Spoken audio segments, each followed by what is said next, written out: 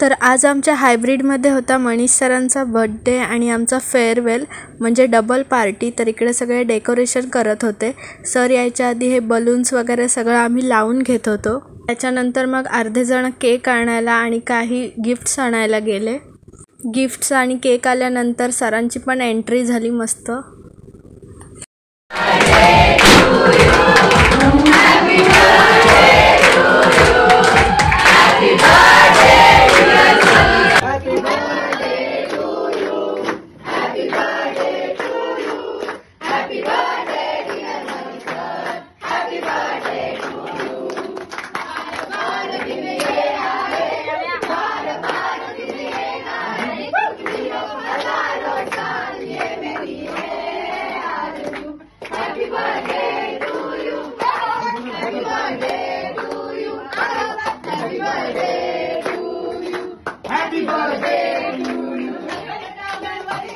त्याच्यानंतर मग आम्ही आमच्या फेअरवेलचा पण केक कटिंग करून घेतला आणि मग गिफ्ट अनबॉक्सिंगला सुरुवात झाली।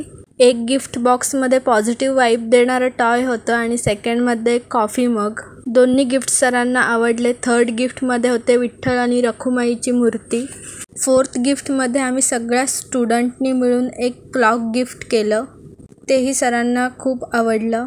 सगळे गिफ्ट अनबॉक्सिंग करून झाल्यानंतर प्रशांत सर आणि मनीष सरांनी त्यांचं मनोगत व्यक्त केलं। त्यानंतर एक फेअरवेल होता म्हणून छोटासा डान्स केला।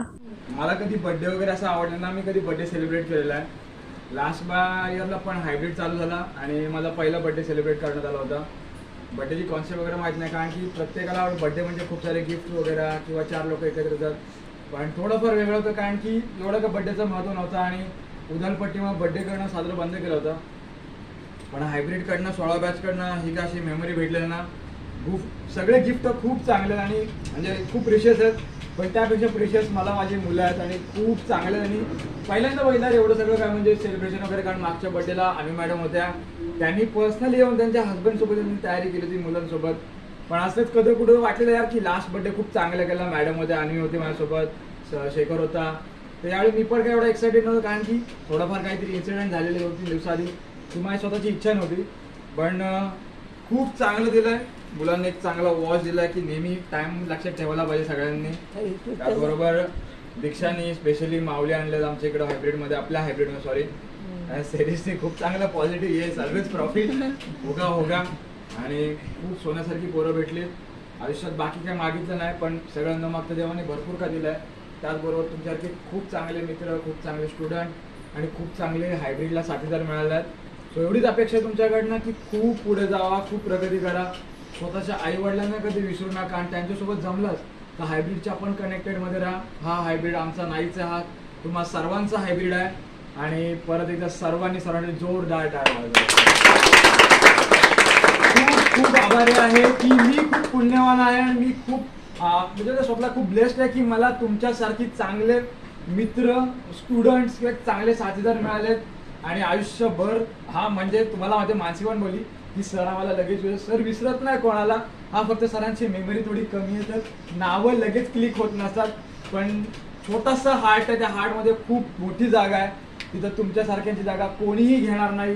मी परत सांगतो आणि आयुष्यात खूप मिस करेन तुम्हाला आणि जरी कोणा वाटलं की हा बाय हायब्रिडला मिस करतोय, हक्काने कधीही कुठेही बोला, आम्ही तिथे येणार आहे, तुम्ही स्वतः इकडे या, कारण तुमचा हक्काचा हायब्रिड आहे, कधीच लांब जाणार नाही तुम्ही।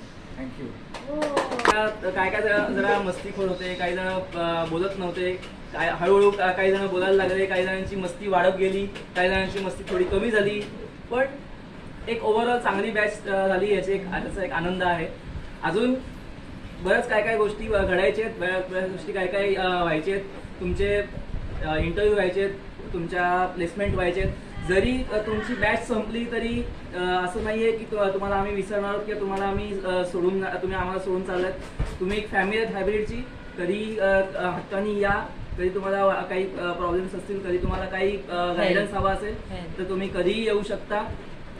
फक्त कनेक्टेड राहा आणि एक बोलला ना, गिव्ह अप करू नका कधी कुठल्याही बाबतीमध्ये, तुमचा जॉब असू देत किंवा तुमचं एक लाईफमधलं काही कुठले डिसिजन्स असू देत, एकमेकांना धरून राहा, ठीक आहे? बस, त्याच्यापेक्षा मी जास्त काय वेगळं